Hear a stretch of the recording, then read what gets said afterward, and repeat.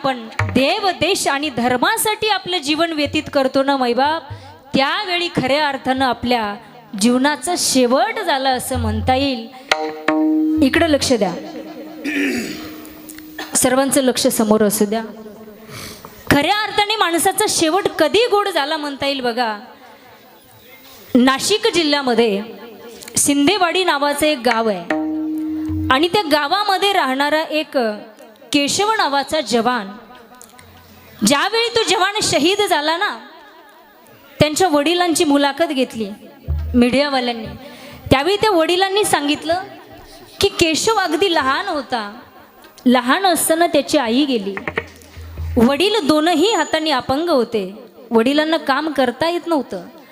पण जशी आई गेली ना, तसं त्या केशवचा सांभाळ वडिलांनी केला, लहानाचं मोठं केलं.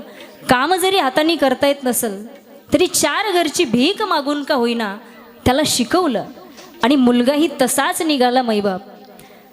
प्रत्येक परीक्षेमध्ये पास होत गेला, चांगले मार्क घेत गेला आणि एके दिवशी तो भरती झाला आर्मीमध्ये. घरी लेटर आलं, एवढा आनंद झाला सगळ्यांना, त्याच्या वडिलांनाही आनंद झाला. पण आज मात्र तो केशव रडत होता. वडिलांना विचारलं, केशव अरे तुला रडायला काय झालंय? अरे तुला चांगली नोकरी लागली आहे, तू आर्मीमध्ये जाणार आहेस, अरे तू जवान आहेस एक आणि तुझ्या डोळ्यामध्ये असे अश्रू शोभत नाही.